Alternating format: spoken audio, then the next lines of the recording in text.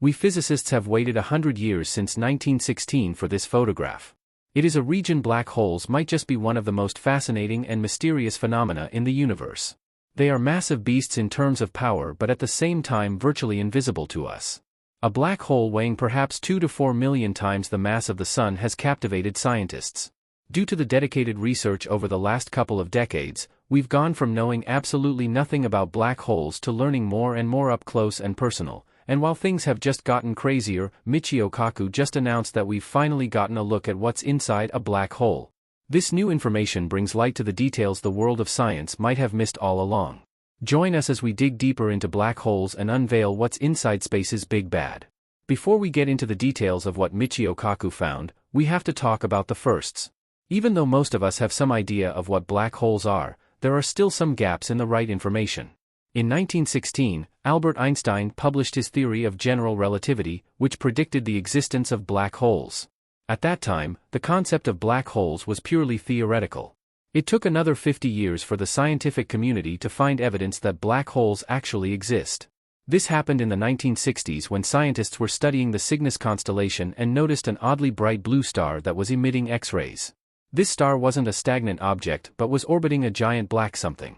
Upon further investigation, it was found that the X-rays weren't just moving around on their own, they were being sucked into the black thing they were orbiting, thus earning the name black hole. This discovery was significant because it provided proof that black holes actually exist and were not just a figment of Albert Einstein's wild imagination. While that was great, it also meant that there was this unreal entity in space that we urgently needed to know more about, so researchers all around the world got to work. This black hole was named Cygnus X1, and it is located in the constellation Cygnus, about 6,000 light-years from Earth.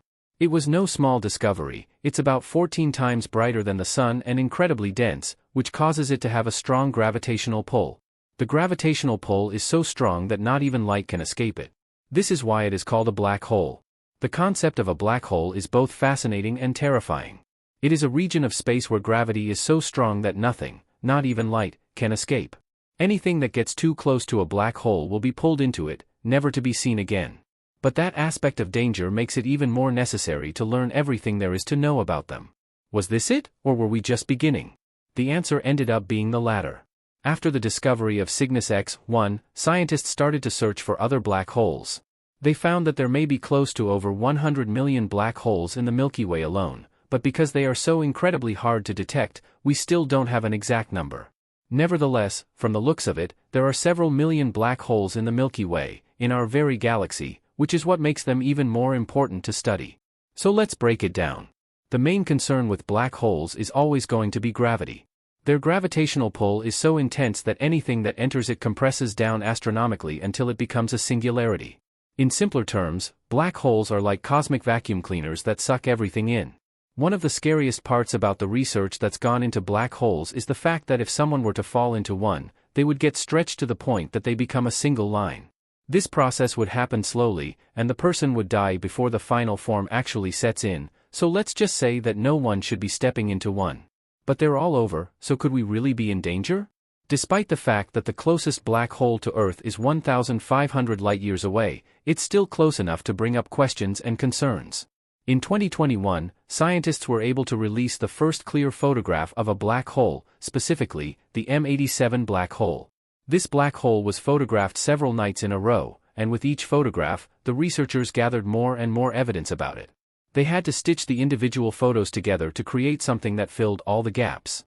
This way, they were able to figure out that there are 3 layers to a black hole. It's not just one single gaping hole of nothingness, as many people believe. Things are a lot more complicated than that. To even get to the nothingness part of a black hole, you have to make it through the first 2 layers.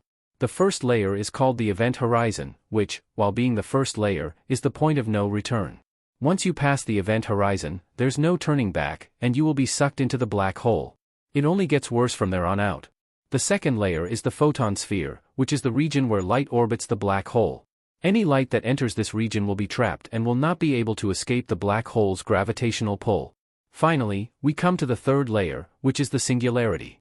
This is where everything that enters the black hole gets compressed down astronomically until it becomes a singularity.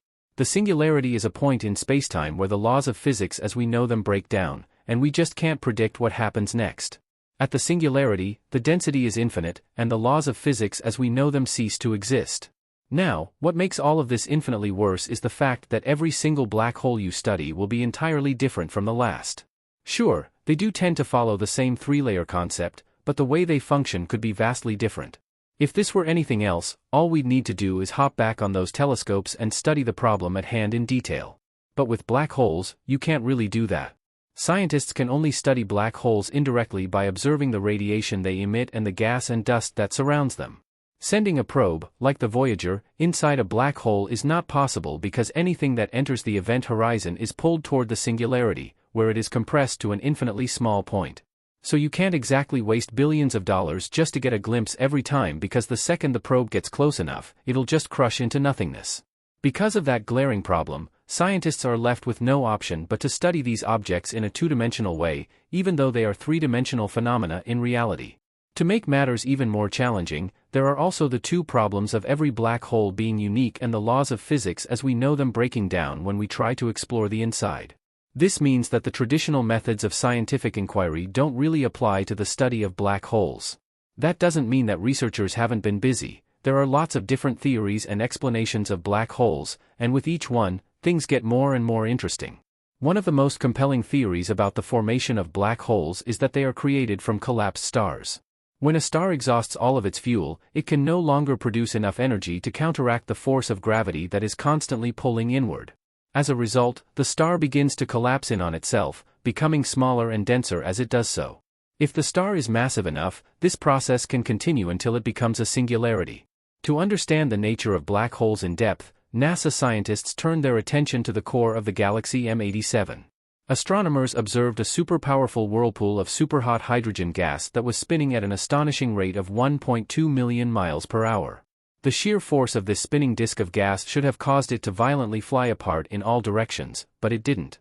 Scientists deduced that there had to be a colossal mass concentrated at the center of the galaxy to prevent this from happening. This massive object weighed as much as 2 to 3 billion suns and could only be a black hole.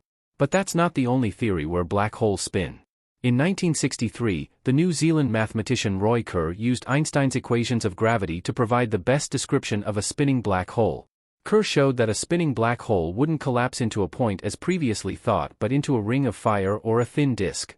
The disk would be spinning so rapidly that centrifugal forces would keep it from collapsing. This spinning disk of matter is called the ergosphere, and it is the region surrounding